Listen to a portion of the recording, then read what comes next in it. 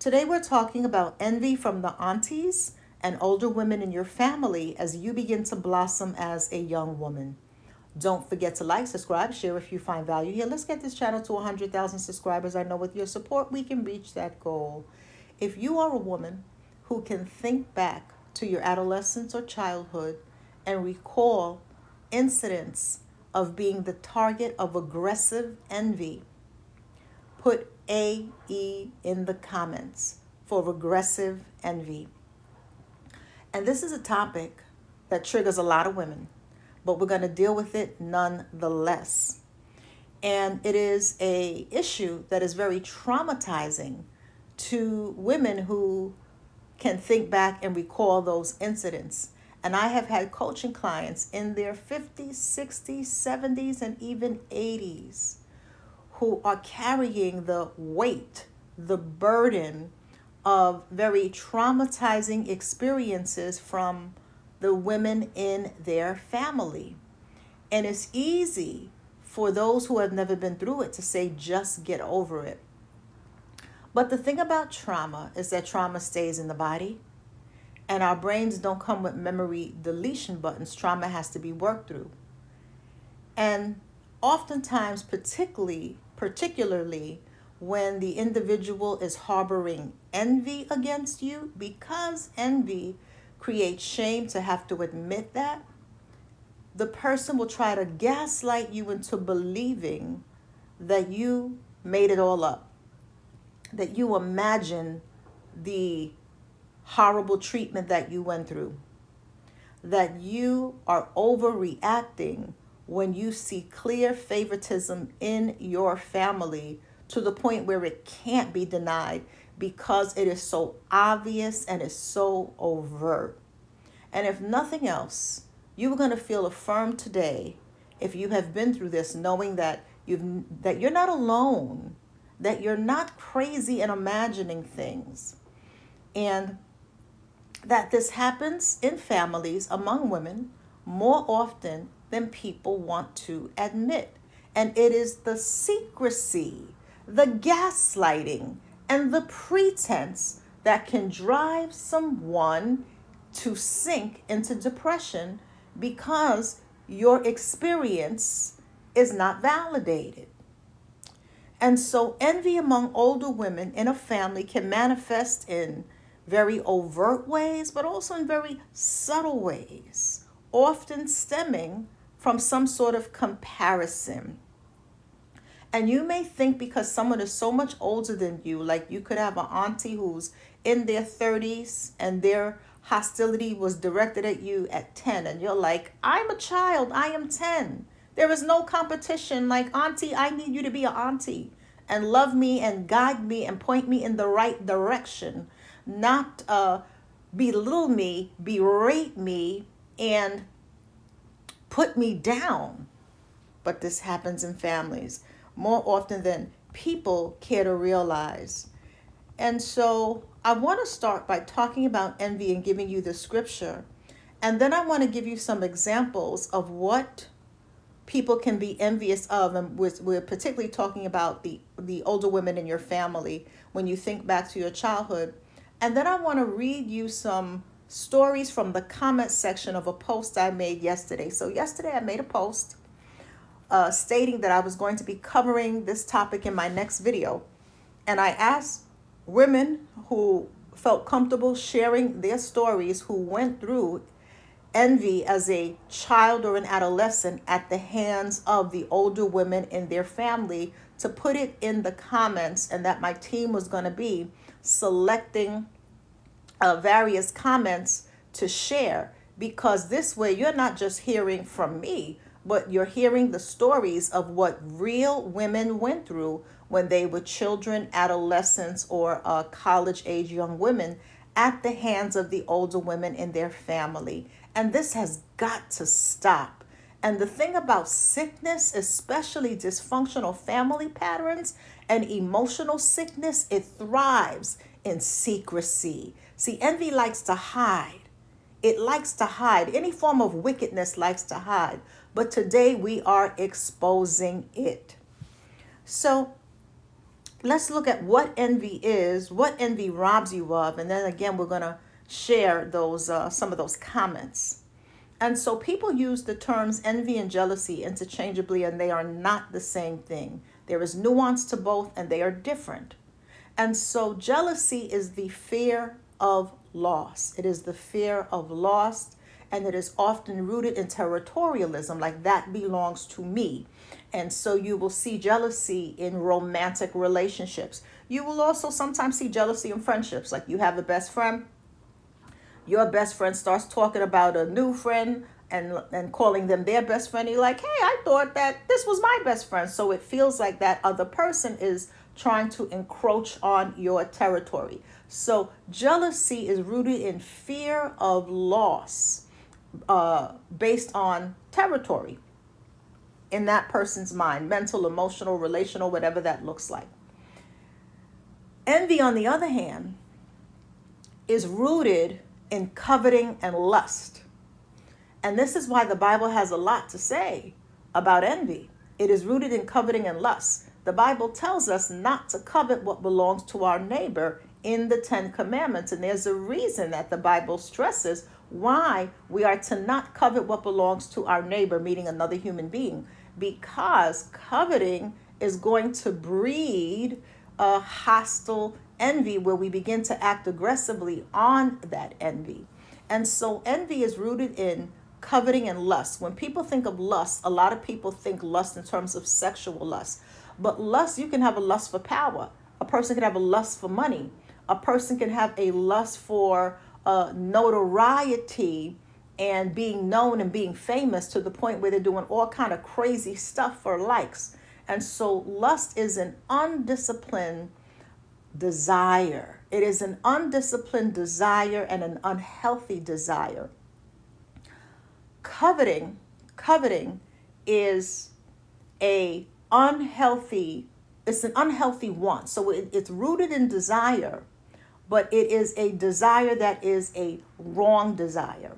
And so rather than, we'll use an example so it's clear, rather than a woman saying, I desire a husband, the woman looks at her neighbor's husband and says, I desire my neighbor's husband, and now I'm going to do everything in my power to try to get him. So she's not desiring a husband, she's desiring her neighbor's husband. And they are the neighbors married, and so they belong to one another in terms of the sense of the marriage.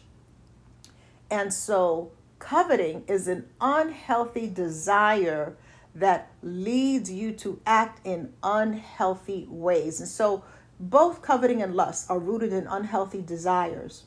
And when it gets to the point of lust, so it starts as coveting and then it grows into a lust.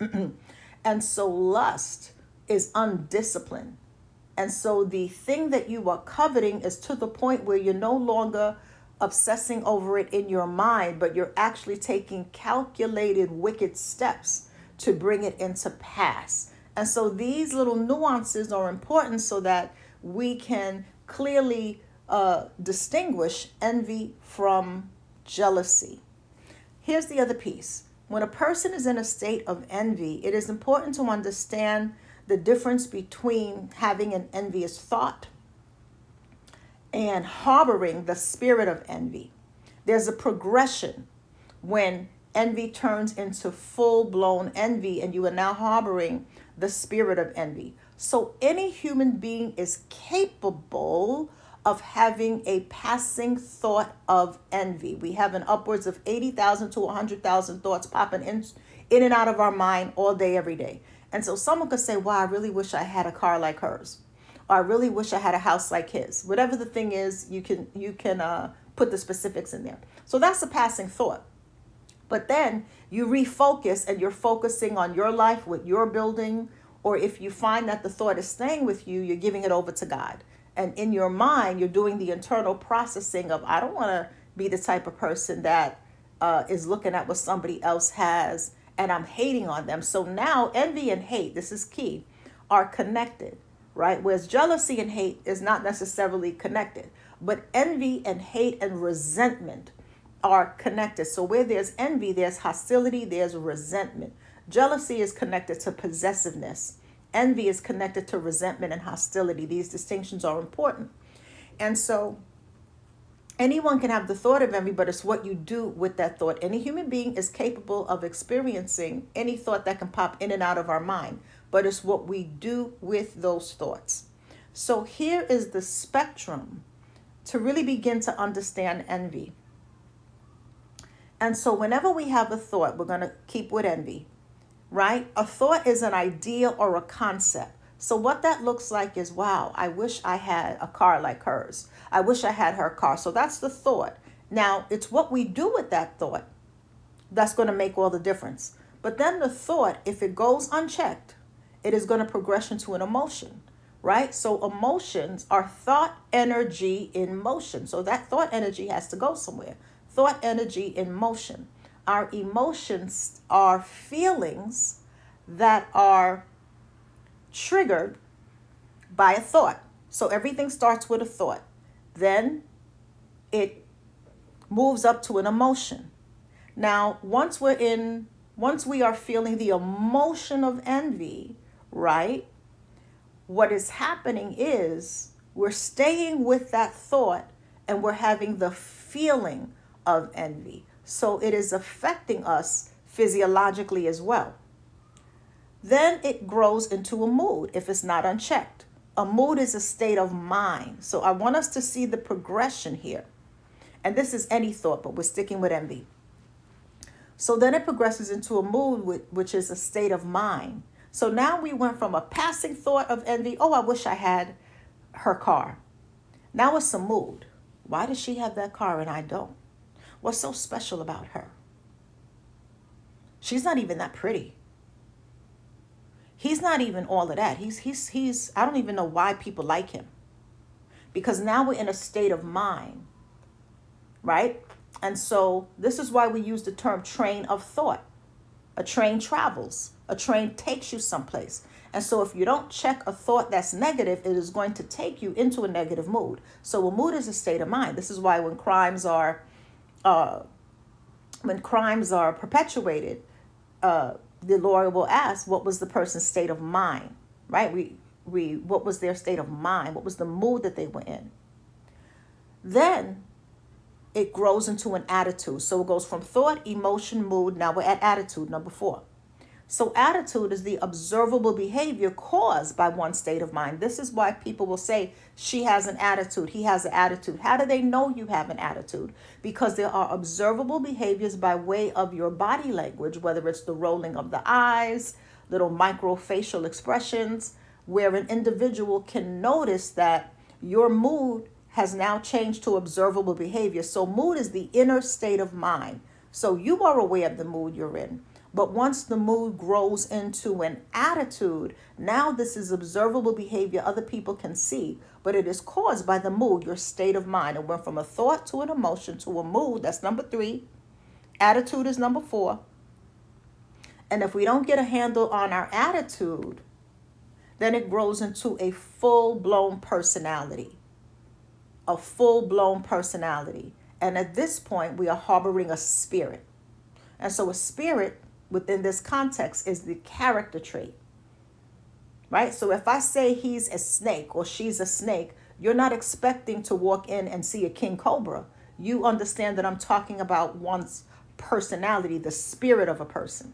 So a personality is the person's unique set of characteristics that distinguish how they think, feel, behave, act, and interact with the world.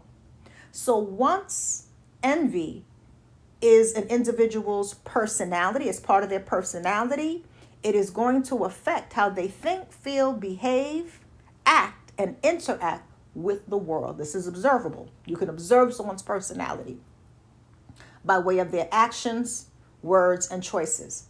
So when we talk about somebody harboring the spirit of envy, we're talking about because they have allowed it to grow from thought to emotion to mood, state of mind, to attitude, observable behavior caused by one state of mind. Now it's a full-blown personality because they didn't check it in the beginning. And so once it's a state of mind, think about a state as a place. It's a place where your thoughts reside.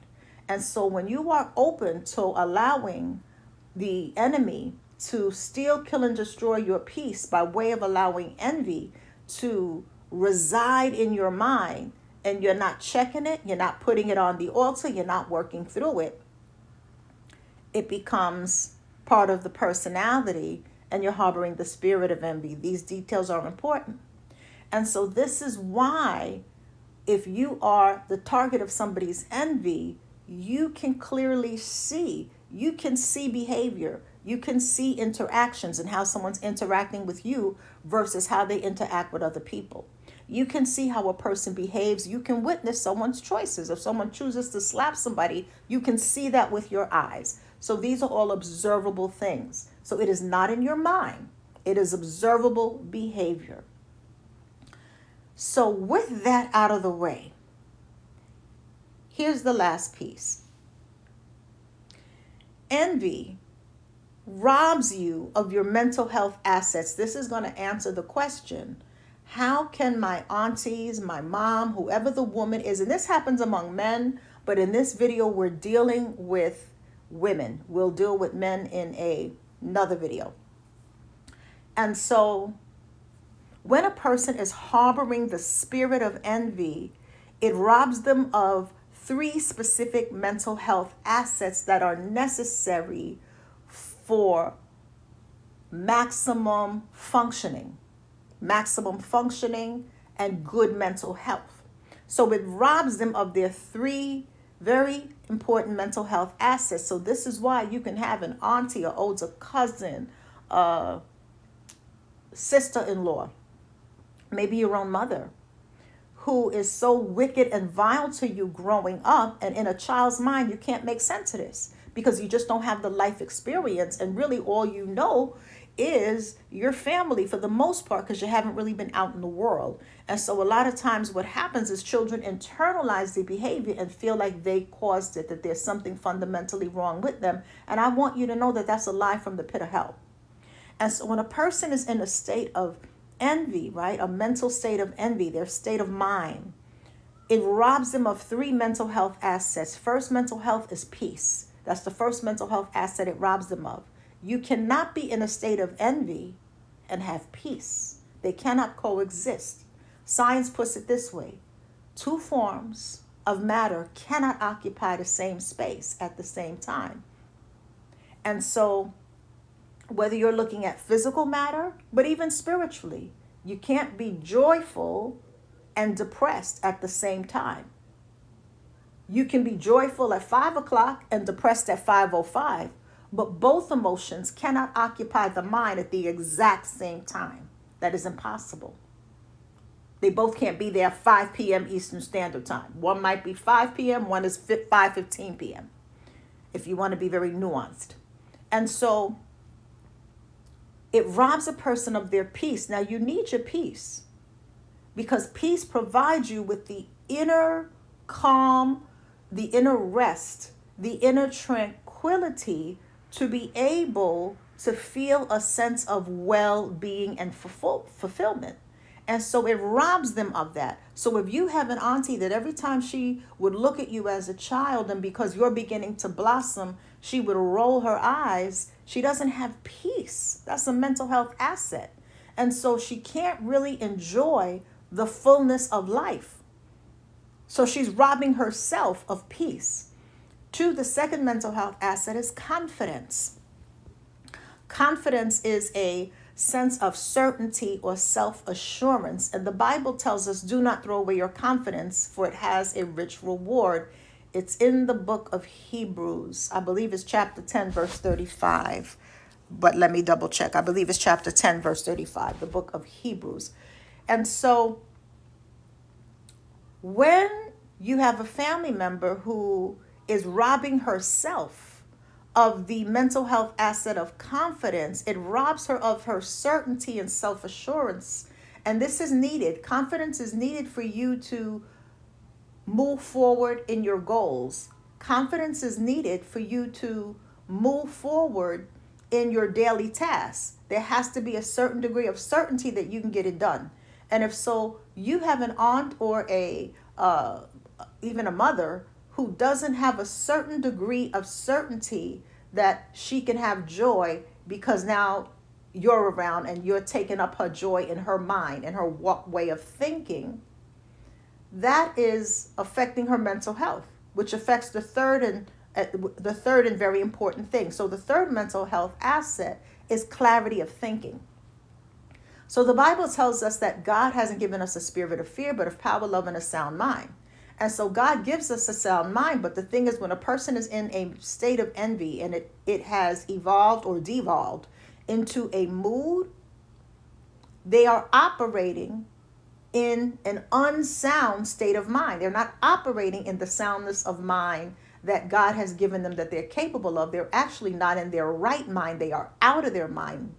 They're not in a healthy, vibrant, fruitful state of mind. And so when you're not in a healthy state of mind, you cannot make healthy choices. When you are not in a fruitful state of mind, when you are in a wicked state of mind, the only thing that can come out of a wicked state of mind is wicked actions. And so they're robbing themselves of these important mental health assets that are necessary to grow and to thrive, because they are overfilled with envy towards you. Now, let's hear some of these stories, and then I'm going to give you, actually, let's do it this way. I'm going to save the stories. So here are some things that you might have experienced growing up. So you may have had aunties, older women in your family, who were envious of your physical development and blossoming appearance. This is a big one that people don't want to talk about. And so maybe you developed at a young age and you were shapely at 10, 11, 12, 13. You began to notice that you had family members that would, particularly the women in the family, that would say negative things about your shape, about your blossoming shape. Maybe they would call you fast. Maybe they would say that you were a whore and a slut. And you're 11. You're 11. You're 11. And you're like, where is this animosity coming from? And this affects the self-esteem. If you are 11 being called a whore and a slut, and this is things nobody want to talk about, but when I tell you the letters we get from women who went through this, it is so overwhelming. And so this begins to affect your self-esteem. And what sometimes happens is, because you've been conditioned to believe that you are unworthy, you may make choices rooted in those feelings of unworthiness that were instilled in you by the people who were supposed to protect you, the people who were supposed to guide you and show you the ropes and show you the way. And so a lot of times we see, as the young women begin to develop physically and they begin to blossom, right? Some teenagers or adolescents or preteens go through the gawky stage, and then they begin to come out of that stage and they begin to physically blossom. Your body's developing, your breasts are filling out, your hips are filling out, your butt is filling out. And you will have aunties who are whole grown women, maybe even your own mom, and they are so envious of the way that you look. This is going to sound so harsh, because you look how they used to look 20, 30 years ago. And rather than being good with who they are now, and rather than moving forward in the things God put inside of them and being protective of you, knowing that there are wolves out there as you're developing, knowing that there are predators and needing to be protective, they're punishing you for something you can't help: your physical development and blossoming appearance. If you experience this, in the chat, put PD for physical development. Second, you may have experienced family members who were envious of your smarts, your intellectual acumen, and your academic achievements. And so I have had a client who, she was skipped when she was in the second or third grade, I believe. And the mother dropped out of school in the 10th grade. And the mother would always say, "You're not better than me. You're not smarter than me." Rather, this is your child. Aren't you proud? Aren't you proud that your child is going to go further than you? I tell my son all the time, you need to be going further than me and your dad. We built a foundation for you. We're still guiding you, but we want to see you take the success that we've instilled in you and take it to the next level.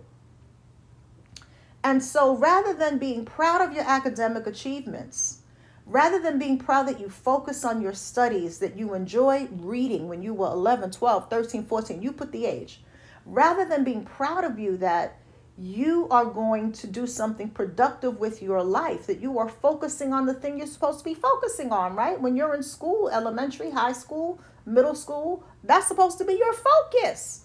Getting good grades so that you can graduate high school.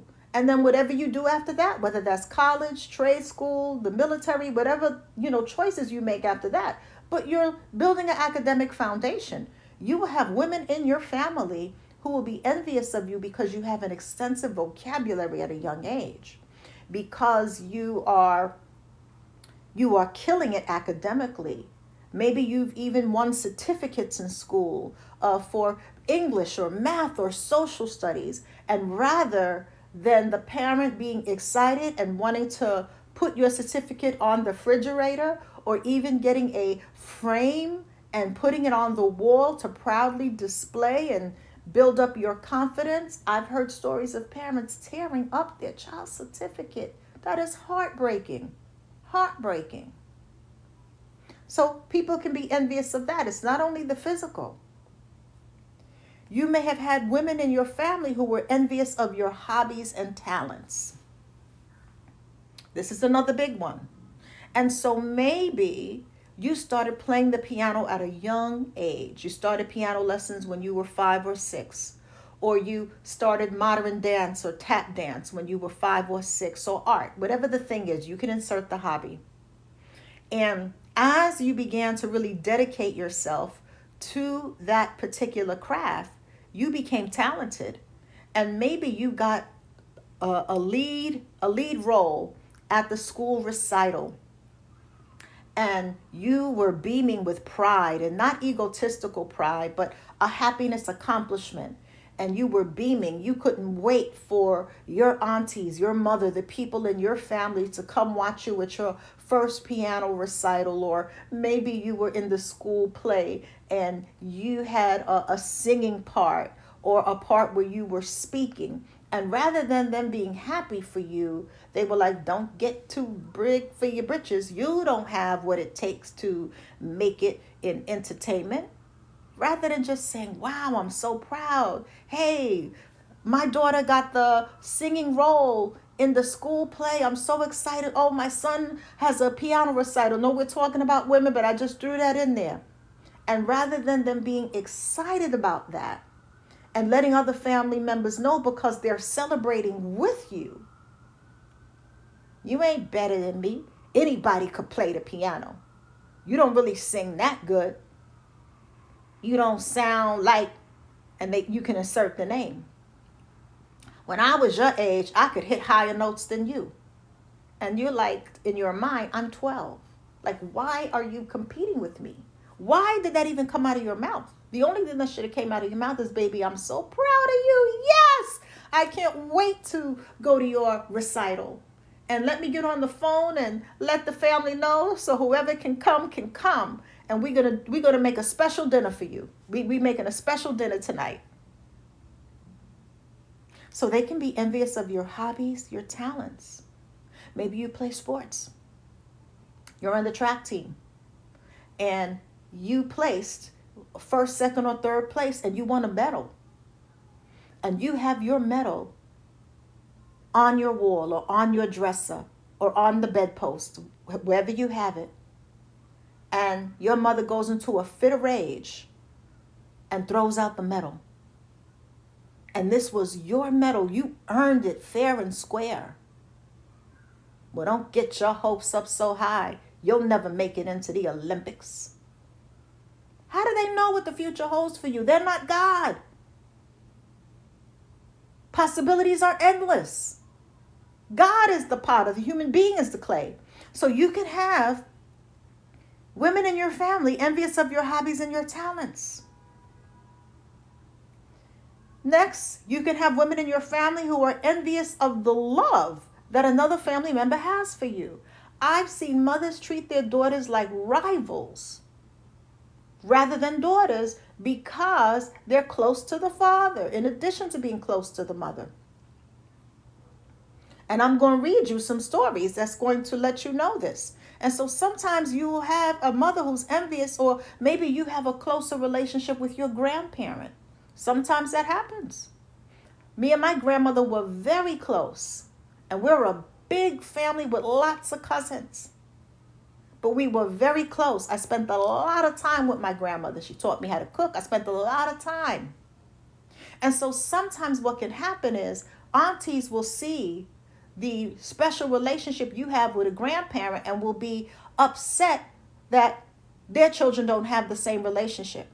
And maybe when you were a teenager, you were the one who went to the store for grandma.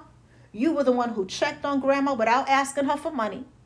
You were the one who made sure grandma was okay, and grandma appreciates that you didn't only come around for a few dollars, but you came around to check on her.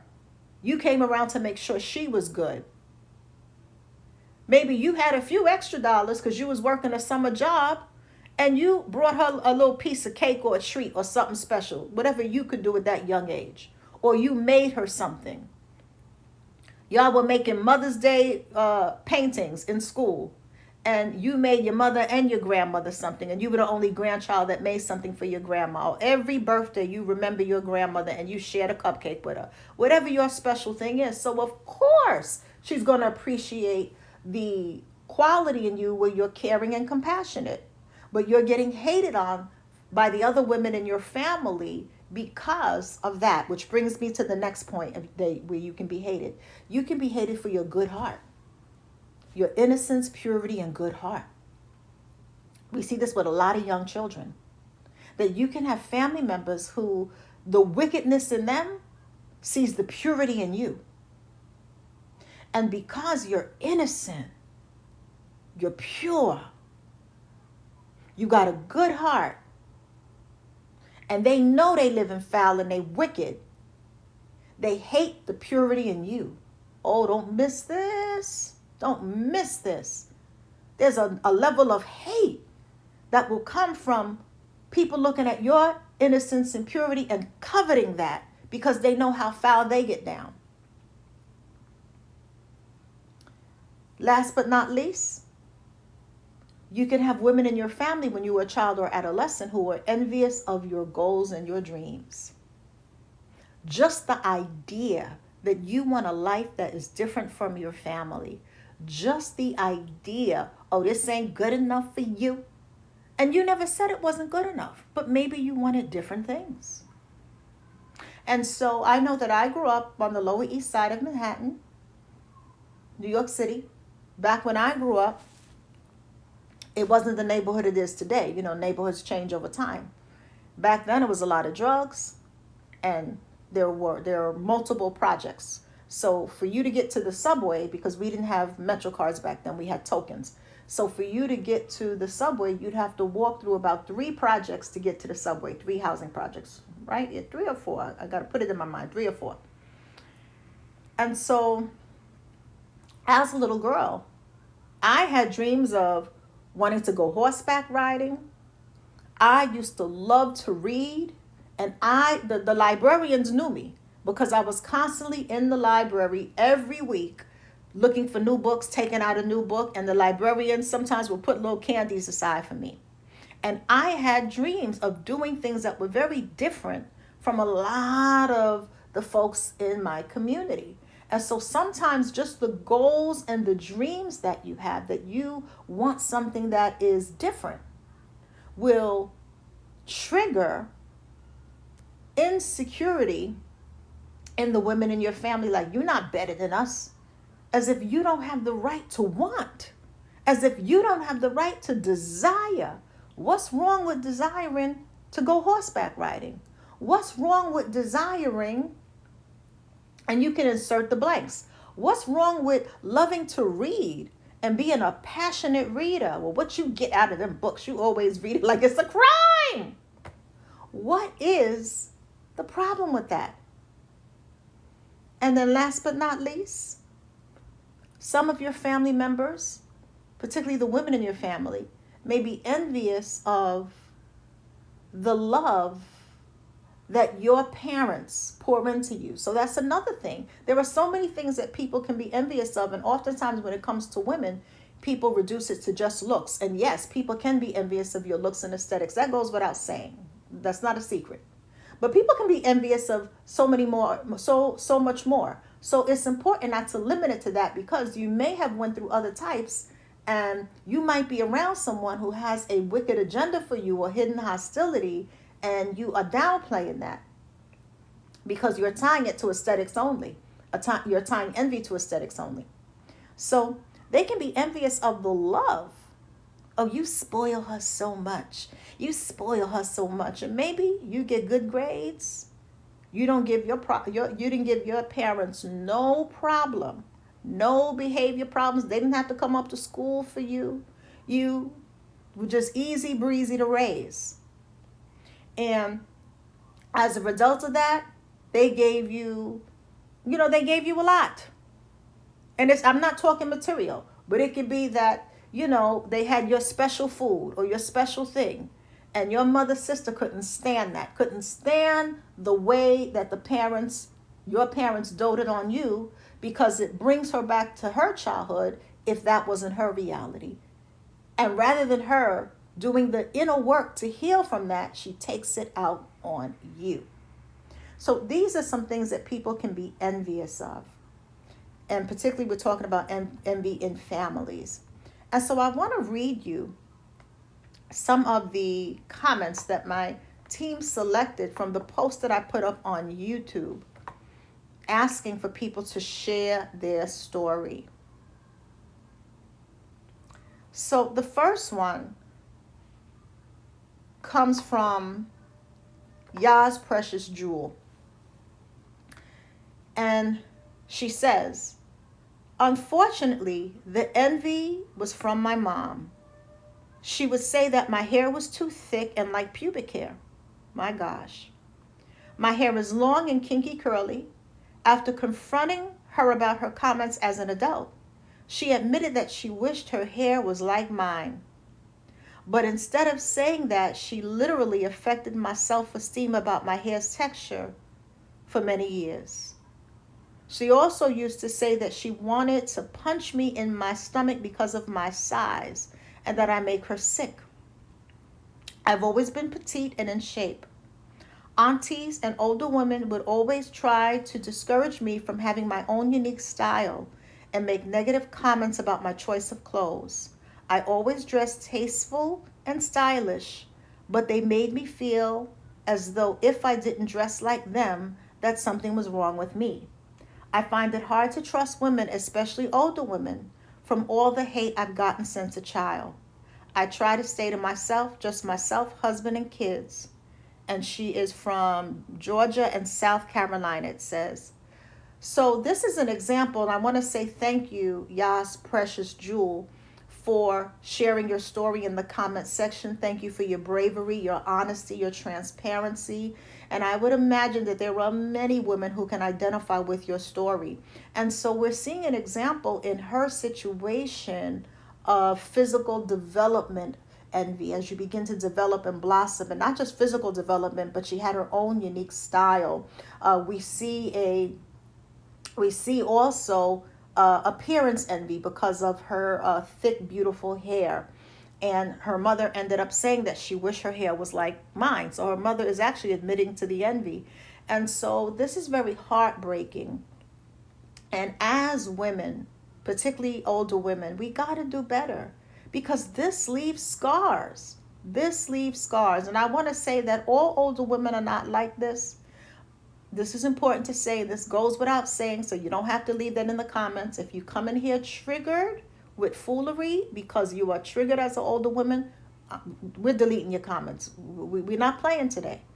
This is going to be a space of healing and affirmation for this specific topic. We're staying on topic.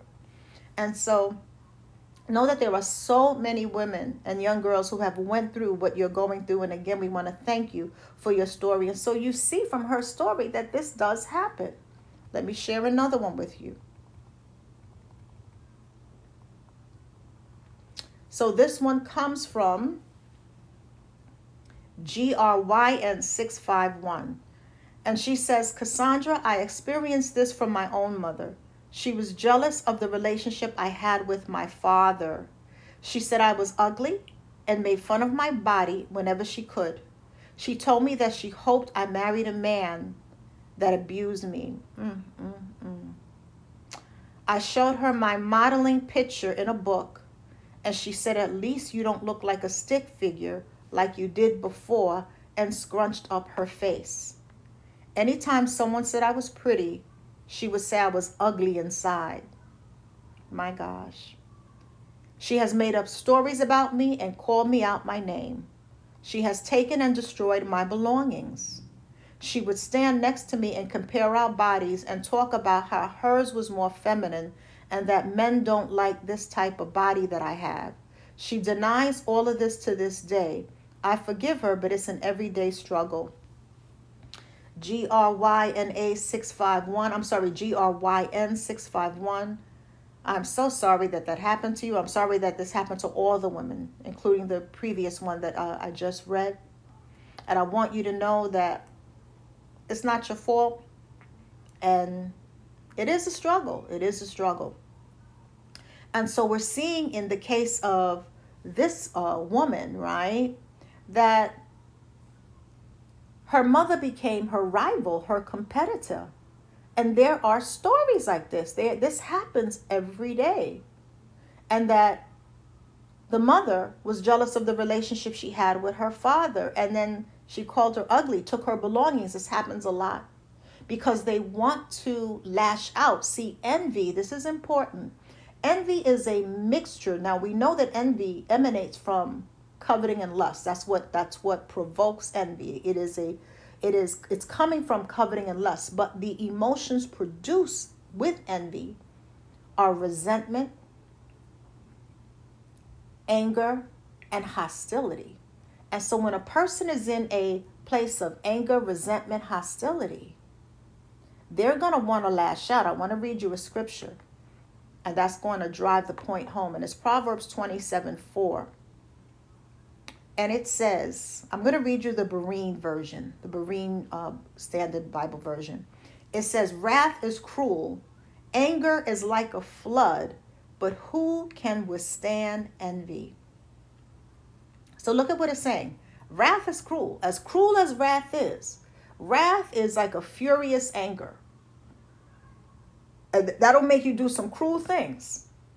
And then it goes on to say anger's like a flood. So when you're flooded with anger, it overtakes you. Think about a flood when you get a flood in your house. It soaks up everything. And so when an individual is flooded psychologically with anger, it is soaking up their peace. Remember, we talked about the mental health assets. It's soaking up their confidence, and it's soaking up their clear thinking. It's soaking up their character because they're acting in a way that's wicked. So it says wrath, right, is cruel. Anger's like a flood, but who can withstand envy? So look at the comparison. As bad as wrath and anger are, you can't withstand someone's envy, because when a person is in a mental state of envy, where it is a full-blown manifested personality, it is a full-blown spirit that they're harvesting and harboring in their heart and mind, they're going to want to act out. Because remember, our personality has to do with not just the way we think and feel, but our actions, our behavior, and our interactions with the world. And emotions are thought, energy, emotions. So those thoughts are going somewhere. And she is projecting all of that hate onto you.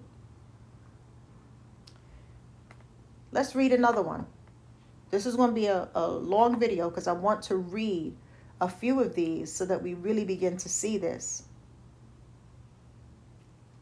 So we're going to read Beautiful Soul 0713. Beautiful Souls 0713. From as far back as I can remember, the women in my family have thrown unwarranted hate and envy my way, and I can remember being about 5 or 6.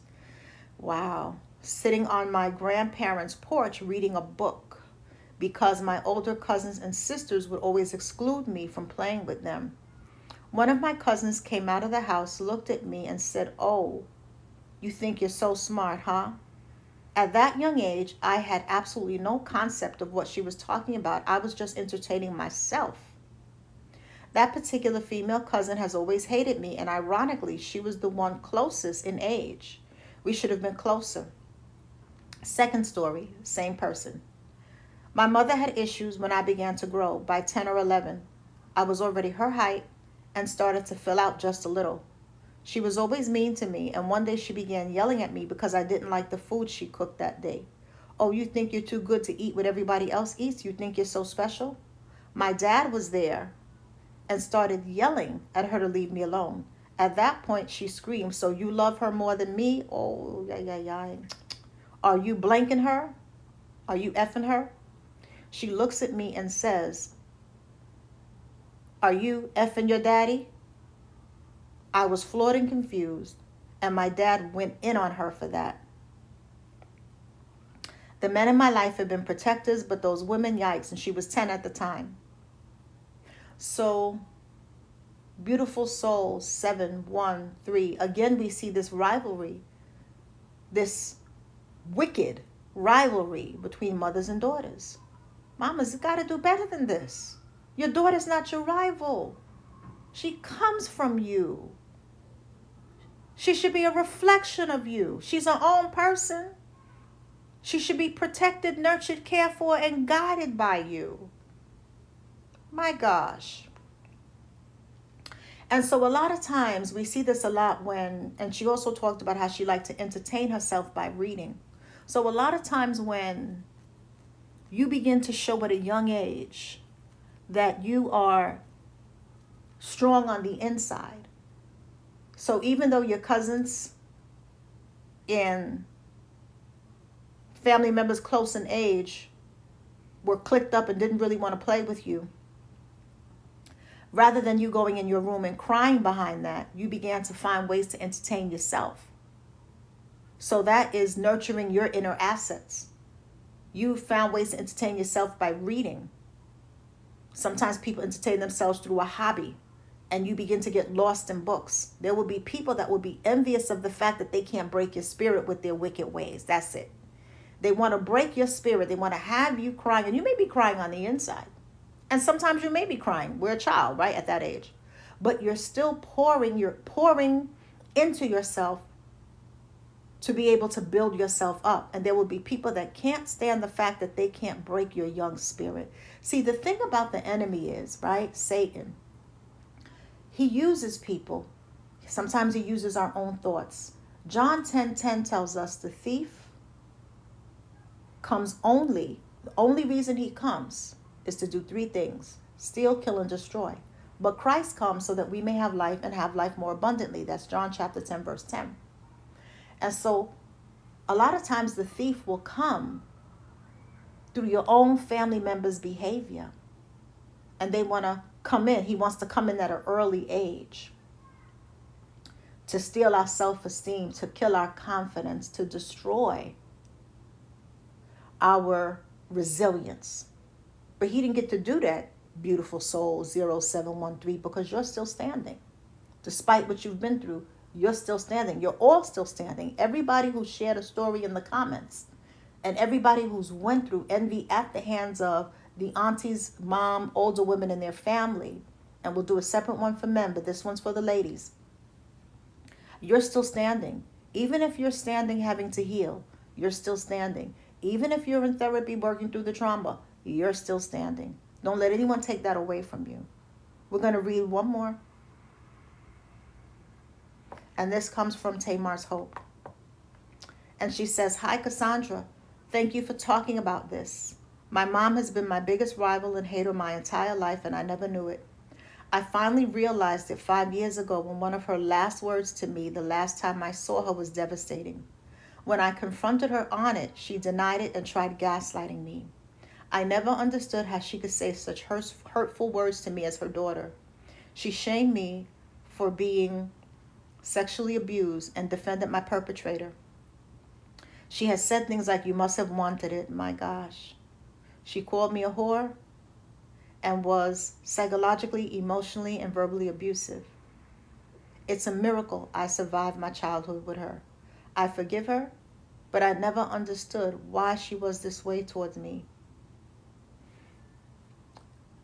You are stronger than you know.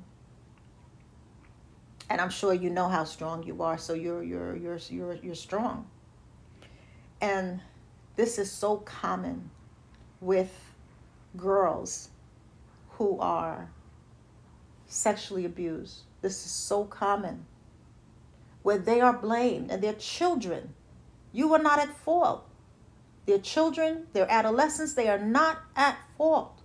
But they will be blamed because of the warped adult's thinking, because of the wickedness in the adult. And then rather than coming to the aid of the abused child and dealing with the perpetrator legally and not turning a blind eye to it, but reporting the perpetrator, you'll see in families where they actually defend the perpetrator and demean the one who was abused. That is vile and wicked. And it's a miracle that you are still standing. And see, sometimes the devil wants to come in so early, and that's one of the ways he comes in. Now, we know that it's the perpetrator's fault, but the perpetrator was open to being used in the most diabolical, wicked way by Satan. Because Satan knows that if he can come in early to break our trust, this is it. If he can come in early to break our trust, we will be so traumatized that we won't walk in destiny and purpose. And so this type of diabolical abuse, this type of wicked envy is abuse. It goes without saying. It's horrific abuse. Physically, mentally, emotionally, spiritually. But spiritually, it is an attack on your identity and destiny. It is an attack on your identity and destiny, because the enemy believes that if he can get in early and make you believe you're damaged goods, make you believe it's your fault, that you will reject yourself, harm yourself, self-harm, that you will never walk in purpose and destiny. But Tamar's hope, you fought like hell. And you are now walking in purpose and destiny. You fought like hell. And you are now operating in who you are in God. Nobody can take that away from you. And see, these stories are important because there are many layers here. The verbal abuse for those who were verbally abused, the physical abuse for those who were physically abused, the sexual abuse, but it is also spiritual warfare. In addition to the abuse and what needs to happen legally, it's an attack on your destiny. This is why it happens so young. Because what the things that happen to us during our formative years affect how we navigate the world, affect our personality, and trauma stays with us for decades later. If you were abused at 8, you remember that at 28, 38, 48, 78, and if you're still around at 98 and 108, you can remember that if your memory is working, down to the clothes you had on. Our brains don't come with memory deletion buttons. And so the enemy tries to use trauma early on through family, because family is the foundation. But if he can break the foundation that he can break your spirit. But your spirit is not based on your family's foundation. Your spirit is based on who you are in God. That's what your spirit is based on. Because it was God who gave you your spirit, not a hateful mother, not a wicked, diabolical, evil perpetrator, not hateful aunties or anyone else who was hateful in the family, hateful and wicked. But your spirit comes from God. Your identity comes from who you are in God. And that's what we got to hold on to.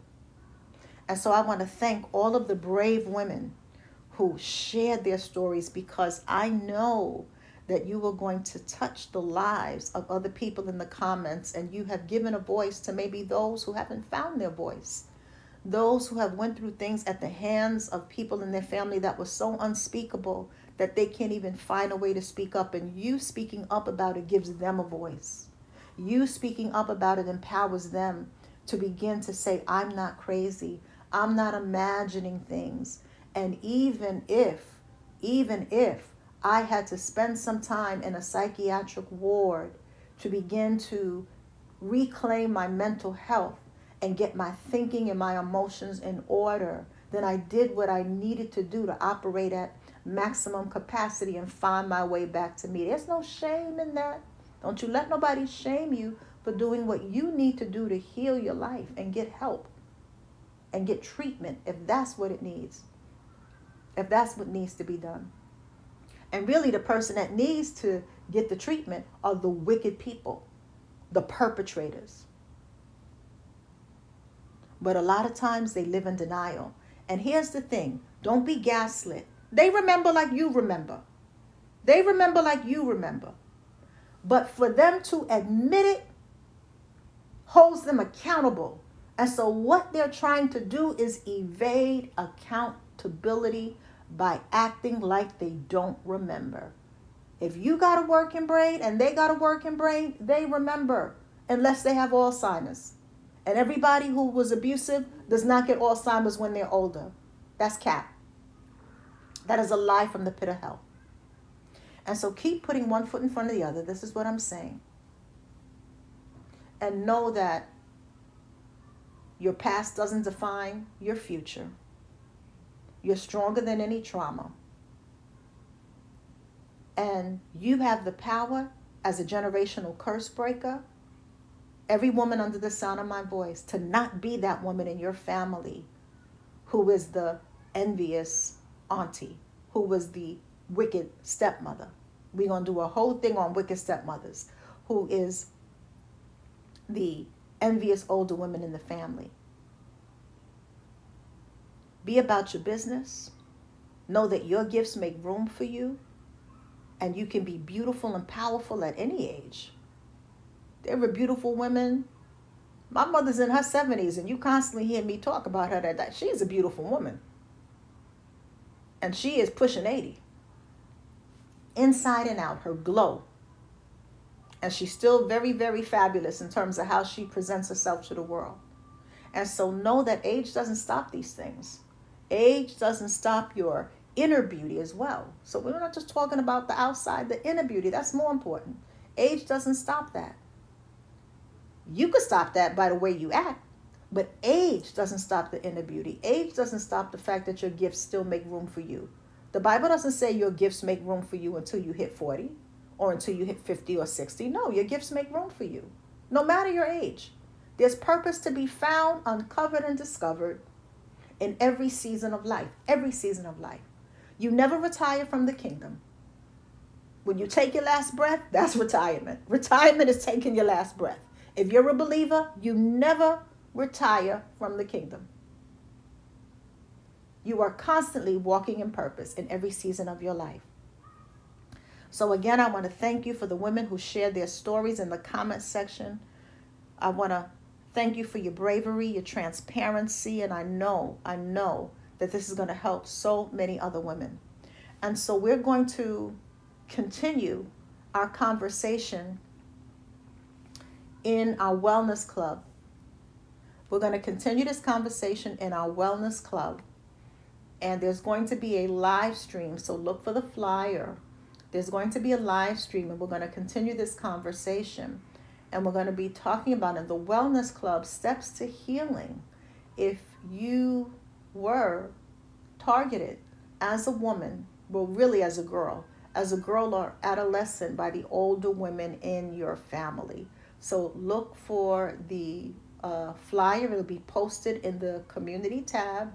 That'll have the date and the time for the live stream. And we're going to be doing that in the Wellness Club, where we're going to be talking about steps to healing and steps to thriving and moving forward in your life if you're still carrying that pain. So that will be done in the Wellness Club. If you're not a member of the Wellness Club, it's the best investment you can make, and it's cheaper than therapy. So the Wellness Club is one of the tiers of the Cassandra Mack YouTube channel, and it is the tier where we focus on mental well-being, self-mastery, emotional healing through a biblical lens. It's a therapeutic group where you get group coaching, where you have an opportunity to ask me questions live on the conference call. And it is group coaching, so it's not individual coaching, so it's group coaching relative to the topic at hand. I give you coaching tips by way of the homework assignments, and then you share out your answers to the homework assignment, and that's the coaching in the form of the questions and the homework assignment, and then you sharing out and working through those homework assignments. So that's the group coaching that happens in the Wednesday Wellness Club. And it's cheaper than therapy. You know, therapy can cost you an upwards of $250 for just one session. Where the Wellness Club is therapeutic. It is not therapy, but it is very therapeutic. That's the feedback we get. And it is $10 a month. So it is virtually next to nothing when you compare it to what you're getting and when you compare it to the cost of therapy. So if that's something you want to invest in, you know, that's up to you. And you'll see a link in the video description box. You'll also see a join button. When you click on the link or join button, it's going to take you to my membership. And you'll see that there are different tiers. Make sure to join at the Wellness Club tier. So sometimes people join at the wrong tier and they ask, why don't they see the wellness stuff? Make sure to join at the Wellness Club tier, because that's the tier that's going to give you access to our Wednesday Wellness Club conference call meetings that take place the first and third Wednesday of every month at 9 a.m. Eastern Standard Time, as well as our live stream classes. So we do live stream classes where you get to ask me questions and interact with not just me, but the other members in the live chat. So you get access to that when you're a Wellness Club member. If you are not ready to join at the Wellness, you can continue to enjoy the public videos, but you only get a fraction. You only get a fraction of the work that I do in the public videos. So if you want to dive deeper, then I would encourage you to make the investment. Also, maybe you want to build your confidence, because a lot of times when we go through things, it robs us of our confidence when we go through traumatic things at the hands of our family. So I would encourage you to pick up my book called Speaking Life into Your I Am. I always want to make sure you know what resources are available outside of the general videos. So Speaking Life into Your I Am is a book that takes specific scriptures from the Bible that speak to our identity of who we are in God through Christ. And it walks you through the process of how to affirm that. So a lot of people say scriptures such as, I'm fearfully and wonderfully made, or I'm the head and not the tail, or I am God's workmanship. But they don't really know how to affirm that, and how do you show up as a person who's fearfully and wonderfully made. Why is it important specifically to affirm that, know that, realize that, and show up as a person who knows that they're fearfully and wonderfully made? See, the book walks you through those specifics. And then the book has writing activities to help you affirm each of the Bible scriptures that speak to your identity as a child of God. So that's Speaking Life into Your I Am. My books are available at Amazon. Some are available at Barnes & Noble's bookstores. Some at Target. Some at Walmart. But all at Amazon. That's going to be your best bet. And if you type in my name, you'll also see a link in the video description box. You'll see all of my books. There's quite a few that deal with different aspects of personal development, personal growth. But if specifically you struggle with confidence, you would want to get the book Speaking Life into Your I Am. It's a black and white book. So with that being said, have an amazing day. Take care of yourselves. Know that you are awesome.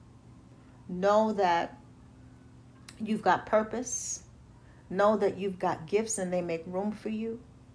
And don't let anyone place limits on what you are able to achieve and how you are able to grow. God bless you. Let's do our best to be kind to one another. But at the same time, when we're out and about in these streets, let's take our discernment and our common sense with us. God bless you.